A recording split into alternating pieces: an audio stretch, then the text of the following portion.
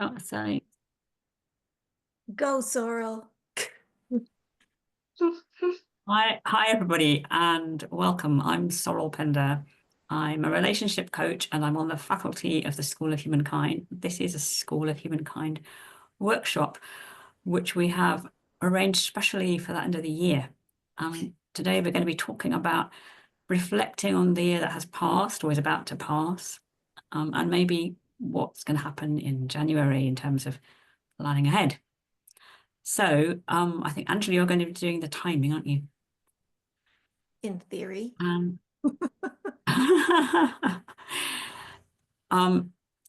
Let's start with Anne, because Anne is looking at the camera. You're going to have to unmute yourself, Anne. There we go. Just tell us about your how you reflect on the end of the year, or what happened when you started. There were so many highs and so many lows. I went through a really big move. It was very stressful. And I didn't want to move. So it was like I was resisting. But what I learned from the process is that when you let go, there's power. Like the power is in letting go, because you can't control everything. And certain things are out of your control. So for me personally, I was holding on to my old property that I was working really hard to keep. And then there was a big expense and I couldn't afford it anymore. And so then I was forced to sell, and I didn't want to. But what I realized was I was the only one holding on to it, because my two boys didn't care. They were like, "It's fine, Mom, let's move. I'm excited." It was all in my own head, right? And through the process, even though it was a really, really tough move, it was so amazing. Like, I love where I live right now. I have less stress because financially it's easier on us. And everything's newer and everything works. So what I've learned is just let go, because you don't know.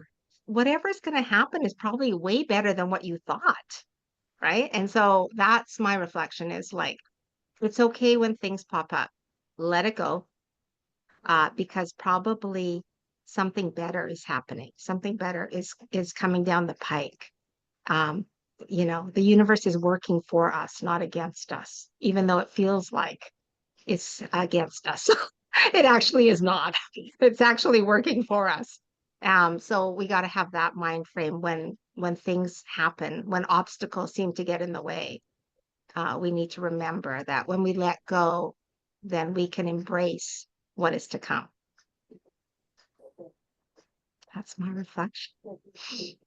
Oh, That was that's so wonderful. good, Anne. Yeah. Putting us all to shame. It's a wonderful place to start. So, shall we go to John next?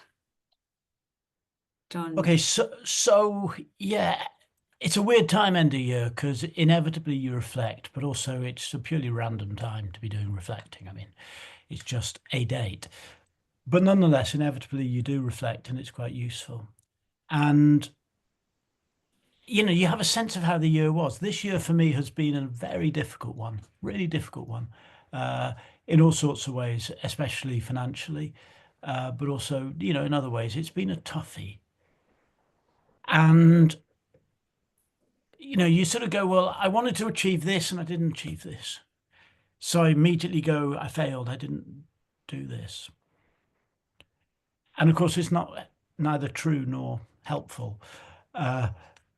So a large part of my reflective process is trying to put in place some guardrails for the reflection. First, some things one hasn't achieved because they were not achievable. You don't control the world, and sometimes things happen in the world that means you simply can't achieve the things you set out to do. I wanted to do this and it didn't happen. Yeah, but it was never going to happen. The world changed. It wasn't possible this year. Sometimes we forget that things are relative. You might think, my business went backwards 20%. without noticing that everybody else's business in this field went back 40%. Perhaps that was a win. You know, things are relative. Remembering that it ain't over yet, that things that one has put in place this year may not flower until next year. So with those guardrails in place, that sometimes it's not really your responsibility, sometimes things aren't finished yet, sometimes, you know, what feels like an absolute disaster is only a relative disaster, or for that matter, an absolute success is only a relative success. What I then look for is patterns. What are the patterns of behavior that I am noticing in myself? What are the patterns of responses that I notice from other people? What are the patterns of choices? And particularly, how do those patterns of choices and emotional responses to choices map on to much older patterns that I recognize from childhood and from, you know, the last 60 odd years? What are the patterns? Because real change for me comes when I manage to interrupt patterns. It's not an individual choice, it's a pattern of choices that I really need to pay attention to. All right, I'll shut up if you want to beep at me like that. John always gets the beep. There's a And pattern for you. there's a pattern, repeating pattern. Angela, what about you? What's your process or your reflections? What are my thoughts? Yeah, year-end reflection, and I always try to keep in mind that we always think we can get more done in a day than we can, but that we get more done in the year than we think we will get done. So there's one thing there. There's also the not falling in the trap of comparing yourself to others, because people usually just tell you the good stuff. And so you can get a little sidelined or start to feel bad about what you've done or what you've accomplished just by comparing. So personally, I embarked on a new business this year, and that was, my digital stuff, coaching in general, just trying a new approach in order to do, digital marketing. I embarked on public speaking, and it was really a learning year. At the beginning of the year, I set out sort of a blueprint for myself that I saw online, this woman who helps people set up their online businesses. And I set myself these milestones of what I had to do because I need deadlines. I will stretch everything out if it's, willy-nilly. So I had deadlines like announcing I'm going to do a course in March. Who's in? And then you just go for it. And so as a result, I've done a lot. I'm not where this lady said I would be, but really a lot of those never don't work out. So I do have to just take a look back to say, what have I done? What have I accomplished? And more importantly, what have I learned? And what I think is really important is that you stick a line in the sand, or stick in the sand, and you look forward, and it feels better to still be in anticipation, in expectation, in excitement for what is still to come. So learn from the past, but be excited for the future. That's my goal. Brilliant. So, me. Can you start the timer for me? I can. Thank you.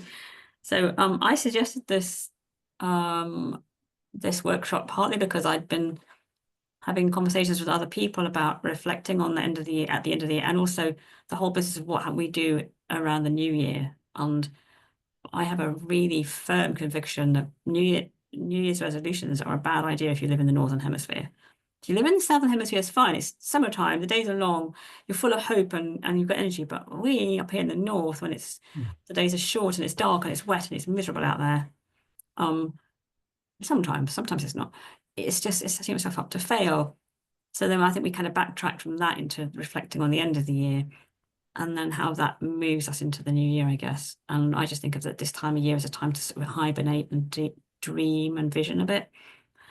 But in the everyone's been telling me to reflect on my year. It's like it's coming at me from all directions, which is kind of, so it's maybe the first time I've done it really properly at all.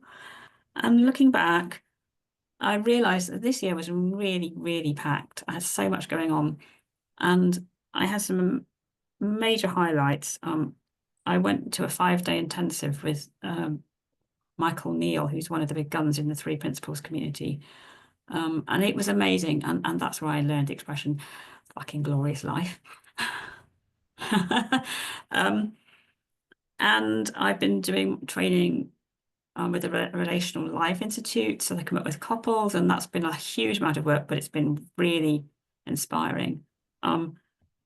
And I realized I had ADHD, which was such a revelation. It's like, oh, that explains a whole bunch of things that I hadn't thought of, could never understand in myself. Things that I thought, oh God, Sorrel, why can't you put yourself together? No, I don't need to say that anymore, because now I know it's my ADHD. So that was big. But the other thing that's been really, really brilliant for me is the fact that my relationships have grown so much. I've got a partner and 2 daughters and a stepmom she was 90 in January. And all of those relationships have grown and flourished. And not that they were bad to start with, but with the 2 daughters, and we've been through some tough times, and it's really lovely to be on a nice firm footing with them and feel like we just get on really well. There's no longer it's like, oh dear, well, I'm going to say the wrong thing, which is really helpful. And I guess that's what I want to bring to my clients, and also the boarding school stuff with John. When I decided, it says 11 seconds up there. When I decided I was going to do that, they started coming to see me, which is really cool. Anyway, that's me. The timer thing is always a bit wonky, isn't it, Angela? Not Well, always. and then I hope my computer's not just going to crash again. But John, you're a co-host just in case I do disappear. And don't take Okay. it personally. All right. Backup plan. So now we go around the room and reflect on what each other has said. Reflecting on reflecting. So Anne, what are your reflections on what other people have said? Oh, I love the idea of continually learning and not comparing that Angela said. That really speaks to me because we're on our own journey. We don't need to beat ourselves up, if we didn't achieve X, Y, and Z, right? And we can just release that pressure. And Sorrel, I love what you said about relationships. Like, I'm a relational parent, right? I teach parents about relationships. Well, relationships are everything. Like, if you do not have good relationships in your life, then your life is not rich, right? Your life is lonely, sad. So relationships are everything. And so when we have good relationships, we're actually really rich, right? When our families are peaceful, when we have good relationships with our significant others and our parents, and our kids, like that's such a blessing, right? To have that. So that really spoke to me. And John, what did you say? I know I lost talked track. so much. He had guardrails. He talked about guardrails. But also it was similar. Yeah, No control. yeah. But John always has wisdom, right? So, and I just love, I love his energy. John's got good energy. Yeah. That's all I got. Those are the takeaways that I got. Yeah. Relationships, don't compare yourself, right? And you're on your own journey. Those are my takeaways. I think it's John's turn now to respond. So, yeah, the letting go that you talked about, Anne, is really interesting. And it also links to for me to Sorrel talking about relationships, because you're a relationship counselor, and Anne talking about relational parenting and so on. One of my reflections on this year, particularly the last couple of months, when I've been struggling with all sorts of things, it has been a difficult time, is the things that are at the core of my work, I have not been putting at the core of my life. And that for me is the fundamental pattern that I have noticed that needs disrupting. I'm my background is 30 years making art. I am a creative artist. I am a performer. I make art. I work with artists. And too much of this year, I have been doing things which are really important and which grow from that, but which are not that. So the disruption to the pattern that I'm sort of aware of at the moment is to put my core back at my core. And my core is I'm an artist. Before I'm anything else, I'm an artist. And that must be it's the heart of my coaching. It's who I coach. It's the heart of my teaching. It's what I teach. And I am doing that. I've started selling paintings. I've been painting for a few years, and I've sold some paintings this year. That's a big step. It doesn't bring in much money, and I need to bring in more money, but I've started doing it, and things aren't finished yet. So that sense of not comparing, because my core is not comparable to anyone else's core in this room. I can't say, yeah, but Sorrel's got this, and Angela managed this, and Anne managed that, because none of you are artists trying to work with artists any more than you go, but John sold a painting, because you're not trying to sell paintings. So putting your core back at your core, that for me is the thing that I hear also from what you say and is really resonating for me. Thank you, John. I You didn't finished let in it be. time. Angela. Okay, well, all of the reflections totally agree. What I wanted to really hone in on is what Anne and John mentioned about the things that you can't control. And especially, Anne, when you were talking, believe that there's something working for the good of you. And even if we don't understand it at the moment, to just rest into it and to lean into it and allow it to happen, because sometimes the most surprising things that happen in our lives are the best things. And, that comes with Anne's new house, where you were holding on so tight and then you realized your kids are looking forward to something different. But maybe the old house signified something to you that you weren't ready to let go of, whether it was, a family unit or, the family. But yeah, I think that just reminds us that we need to only focus on the things that we can control.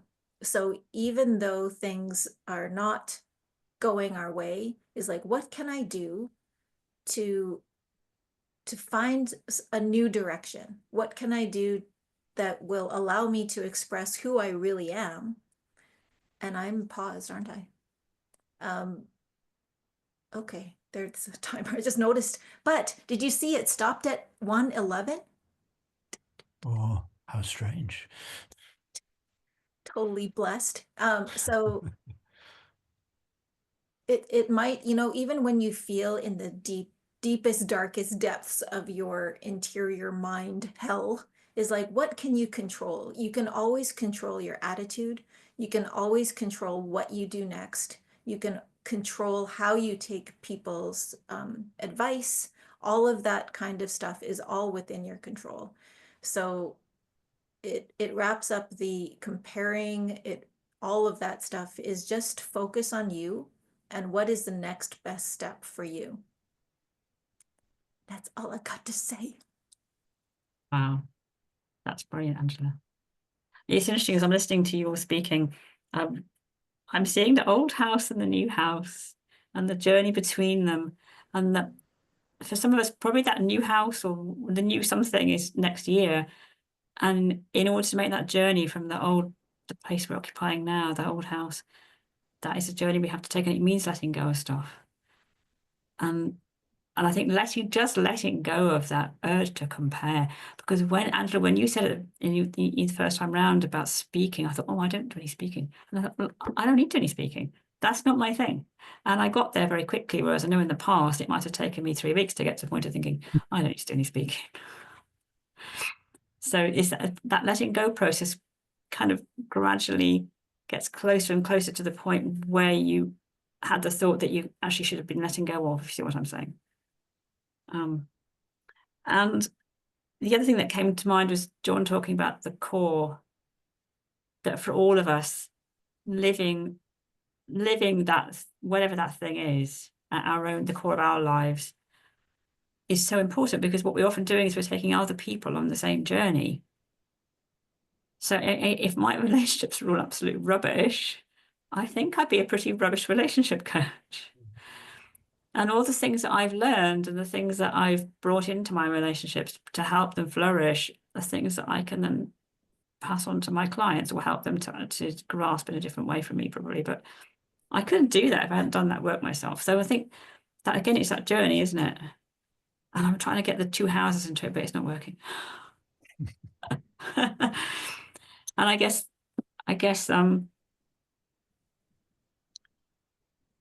the other thing, which is interesting actually, John, about the repeating patterns, I had 12 questions from my supervisor for that reflection process, and one of them was, what patterns have you noticed repeating?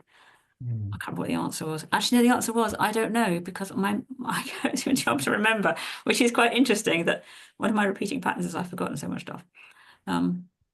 But actually identifying those repeating patterns is really important. Otherwise, we continue to repeat them, don't we? It's like what Mark said about history repeating itself.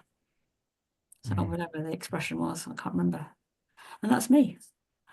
So Free for all. There's something just there, Sorrel, about the patterns repeating. One of the things that I used to encounter all the time when I was training performers, particularly because a lot of performance training requires the same exercises being done repeatedly. I mean, that's the nature of the work. You have a certain set of exercises and you do them again and again, and gradually you get better at them. People would often begin to do something with me over, let's say, a 16 or 18-day residency. They'd start to do something with me, and then they'd get better at it, and they get better at it, and they get really excited. And about 4 or 5 days in, they'd go, but hold on, I'm still doing this. They'd realize that though they'd got better on the surface, at a deeper level, they were still had the same blockages and the same fears and the same habits that they had before. And I would often say, this is how we sort of learn. You start here, and then you travel a journey. And it's really exciting because you think, wow, look at all this journey I'm traveling. And you come back and you suddenly go, I'm right back where I'm started. Nothing's changed. But 2 things have changed. One, you're not where you started. You're actually a little bit deeper. You've dug in a bit. And secondly, you've learned how to travel, so that you know that if you're stuck and you're in a mess again, you have experienced what you need to do to grow and learn. And so you can trust that process. And next time you travel further, and then you come back and, oh God, this old crap again. I'm back here again. But you've learned how to travel and you've gone a bit deeper. And so you travel, and we get better and better at traveling, but it never means we solve everything. We never suddenly go, oh, I've reached nirvana, I'm in paradise. I don't think that happens. And people, frankly, online who say, buy my product and I will make you have the best possible life without no unhappiness ever. I think it's nonsense. I think it's absolute claptrap, to use a good old-fashioned English word. It's absolute nonsense. What we do is we get better at traveling as we begin to recognize our patterns. And I'm more and more sure of that as I get older, that it's the journeying, the learning journey, that is the aim of what we're doing, not some kind of special destination that we might get to. You're right about that, John. There's something about, and also that thing about going around. I always think about us going up a helter-skelter. But at every point as you go up, you see, it's like you're looking at a pine tree, you see a different part of the tree as you come round again. So you see everything differently, even though you're looking at the same thing. So it's similar, different maybe, but Well, it's the whole hero's journey, that we always return Yeah. back to ourselves. And it's directly parallel to taking a holiday. If we always go on a trip, and then we see beautiful things, we meet beautiful people, but we always come back home and we're in the same place as before, but we're different. And just because you're in the same place doesn't mean you haven't expanded or gone deeper, as you say, John. Are we going up or are we going down?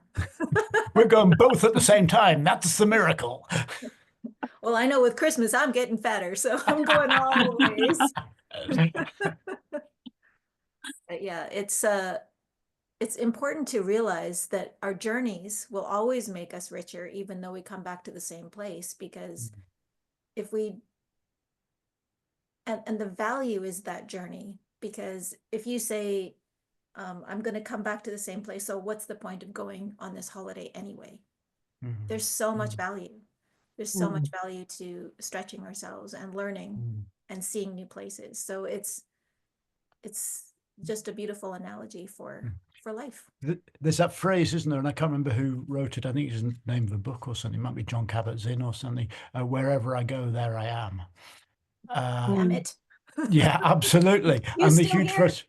yeah, the huge frustration of that. But that thing about the holiday, you might choose not to learn anything from a holiday. You might choose to eat McDonald's in your home country, go to another country, find a city and eat McDonald's there, and then come home and say, they're no different to us. And all you did was sit in a bar, an Irish bar, because I live in Ireland, or an American bar, if you're an American, whatever, and choose not to be changed. The journey is a provocation to the inner work. And of course, it's the inner work which is transformative, and whether that's a journey in business or a journey with children. I guess I never had children, but a journey with children as a parent or whatever, it's all a provocation and a stimulus for us to do the inner work, which is what enables us to go deeper and so on. Bigger, chubbier. Bigger. That's a different sort of inner work. Bigger. Yeah. But it is a good reminder, John, because the inner work can allow us to fly, or it can keep us stuck. Because even though we go on a journey, if you keep the same wounds that you've had for years, you will carry that with you no matter where you go. So it's all inner. It's no matter where we are, we take our brain with us. Yes, hopefully. Is that a good? The other thing. Oh, sorry, Sorrel, go. No, go on, John. It's all right. No, just the other thing that was I was aware of as we were talking, and I hadn't really thought of it prior, but it's partly my own reflective processes through the year. But it connects into that, is I'm really interested in the external provocation. I mean, I'm not a religious person at all. I have absolute respect for people who choose to be, but I'm not. However, there are wisdom systems which provoke me. And provoke, I mean, in a very good way. For me, it's not the tarot I don't really do so much, although I did have a tarot reading from a very dear Mexican friend of mine who's an extraordinary understander of the tarot. She's quite extraordinary. But I consult the I Ching every month or two. People go, oh, consult the I Ching, it's prophesying your future. It's nothing of the sort. It's not that at all. It's ancient wisdom which you randomly access. You may or may not be guiding it unconsciously, but I don't really believe that. I think I am randomly accessing it. And that ancient wisdom makes me look at my life situation through slightly different eyes. I'm looking at it through the eyes of Confucius, or I'm looking at it through the eyes of, an ancient Chinese sage from 3,500 years ago. And looking at it through his eyes makes me see things differently. Same way when I read spiritual texts or poetry or whatever, it's a stimulus that says, how might I see me differently? And that's a different sort of journeying. I like the randomness of something like the I Ching. I did it the other day, and it actually said, it reminded me, if you want to grow, stay attached to your root. I like the I Ching because it has very natural imagery, and the ecological world and the natural world is the heart of all of my thinking. And I just went, this is keep the core at the core. If I want to grow, if I'm withering, it's because I've detached from my root. Feed the root and trust the plant to grow. And the I Ching gave me that. That's 3,500 years old wisdom. I love that sort of provocation. It's nothing to do with prophecy. It's nothing to do with being told what to do. It's being stimulated. It's also it is wise in the sense that obviously if you have a plant and you put it in poor soil, it won't grow well. Mm-hmm. When you plant it in good soil. But the other thing is that don't transplant it too soon. Have you been watching me garden, Sorrel? No, I haven't, but I've done some of that myself. I think, oh no, I should have left it where it was. Yes. I guess one question that might lead us to is, what do you recommend for people looking into next year? Does anyone have any wise words about that? My take on it is not to rush, but to give yourself quick, because I'm taking 2 weeks off. In fact, I'm off work from tomorrow until the Monday after New Year, so that's actually 2.5 weeks, isn't it? I'm just going to take some time out to just like daydream, because there's no time to daydream during the year. Well, there is, but not as much. But you are going to daydream in between Christmas cookies, right? How do I do Christmas cookies? In between mince pies. Okay. Yeah, so yeah, daydream and have visions rather than it being very kind of concrete goal, because you can move on to the more concrete stuff. But I think you kind of need the daydreams to really kind of move you forward towards that new house. The house that you really dream about rather than the one that it's like that thing about you hear and you think, well, I could go there, but actually you could go over there. Straight out of the Zoom window. John, do you have any wisdom? One of the hardest questions I ask myself, and also, it's a pretty tough question for people when I'm coaching them or whatever. We have a vision of what we're trying to achieve. And we often have strategies that we have decided will be good strategies. If I do this and this, it will lead to this and this, and we commit ourselves to those strategies. And, that's what we do. We've got an objective and we try to work towards it. One of the tough questions is to ask yourself, what are you doing that is simply not serving you? It is simply not yielding any kind of outcome that you want. And it's a tough question because people are often very invested in their strategies. Their strategies, this is the sort of person I am. This is the sort of success I'm going to have. And sometimes you have to say, hey, you know what? That sort of thing that I thought I would be good at and whatever, I'm no good at it. I can't do it. Other people can do it. I'm crap at that.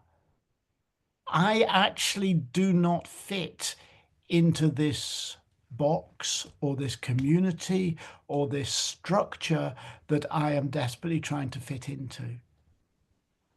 And so the question that I am asking hard of myself, I always do, but I also ask it of other people, is what are you doing that simply isn't serving you?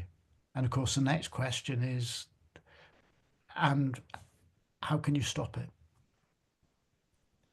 How can you just stop doing the stuff that is yielding no actual results, however much you want it to be yielding results, and however much you think it should, and however much you're invested in being the sort of person who gets that sort of result? If it's not yielding results, if you stop it, what space will you open up for other things to come in? Yeah, that's beautiful. Anne. I love that. I love that. I love that so much. But what spoke to me is like this focusing on the inside. Like, I don't know. I learned a few years ago that we're not on the planet to change others. We're only on the planet to change ourselves. And that was so empowering for me because I realized everything starts from the inside out.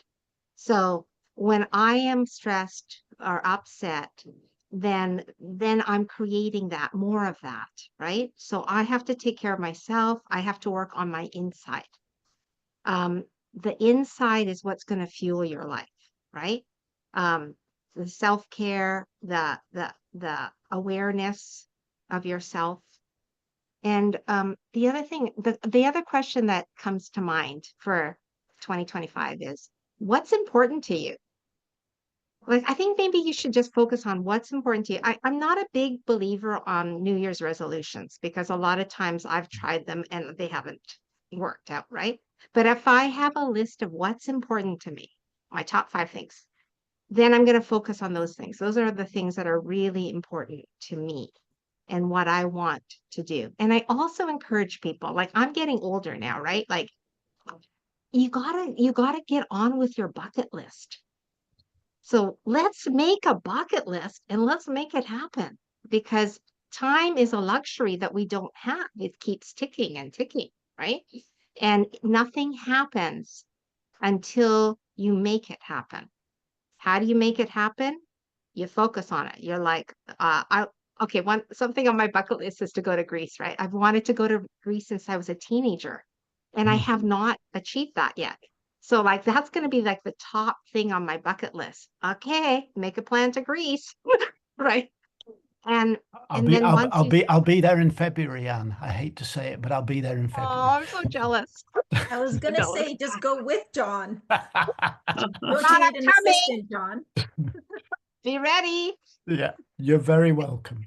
Right? But yeah, like when we start thinking about bucket lists and starting to make things happen, um, then we are starting to fill up our lives with the things that are important to us, right? So, what is important to you is the big question. And make that bucket list.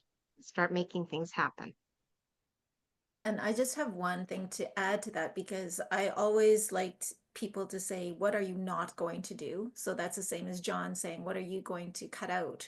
What are you going to focus on so that you can be more focused towards a goal, as well as, you know, really figuring out how do you want to feel next year and really lean into your feelings because I believe your feelings really give you that, like, with if you align with your goal and you really feel it and you can imagine it, and things just start happening to help you achieve that goal in weird ways. So it's really nice to like, I did a speech this last week and I announced I was going to finish my book in May.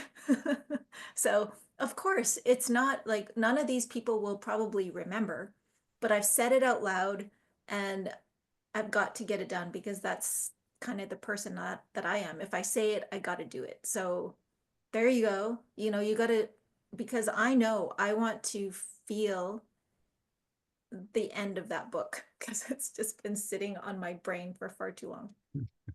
But anyway, that's all I wanted to add. Is this a time to wrap up? Sure. Thank you, everyone. So we are the School of Humankind.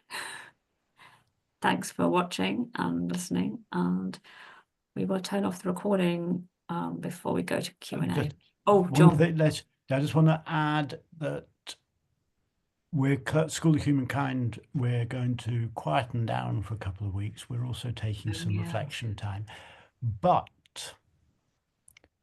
in that funny little laguna between Christmas and New Year, when you've had one mince pie more than is strictly wise, Angela, and possibly one eggnog more than is strictly wise, Sorrel. And I don't know what your particular vice is, Anne. And I know, Sorrel, you probably don't like eggnog. But anyway, get on. You know my vices are either. I don't like mints either. All right, okay. Well, when you've done one thing more than anyway, you know what I'm saying. In that little laguna, on the 27th, which I think is actually a Friday, on the 27th at 7 p.m. UK time, which is what time Pacific time? 11 a.m. 11 a.m. 11 a.m. Pacific time. I'm going to be online, open space. I hope some of the other faculty will join me, but I'm going to be online as an open space. Invite you to bring a poem or a story if you'd want to share a story or a poem. That's always nice. If you want to just chat, we'll chat. If you or you know people who perhaps struggle during the festive season, because for some people it's a very tough season, and they fancy having someone to talk to, just invite them to come along. And it's an open space for people to have a little chat and say hello and feel that they belong somewhere in a time when sometimes you're desperate to get away from your family, and sometimes you desperately wish you had a family not to get away from, if you see what I mean. So on the 27th, the Friday, I'll be online from 7, probably about 8:30, something like that. You can get the link for that by signing up on the School of Humankind webpage. And the last little thing is our colleague who couldn't join us tonight, Wyndham James. He wrote a year-end reflection kind of poem on LinkedIn. So you can go check his page and see what his thoughts were about the year-end reflection. If you want to sign up for John's open house on the 27th or any other event, you just go to schoolofhumankind.com and go to the community events page, and that's where you'll find it. Perfect. So thank you, everybody. Thank you. Thank you. And happy holidays. Yeah, Everybody. happy holidays. Thank you.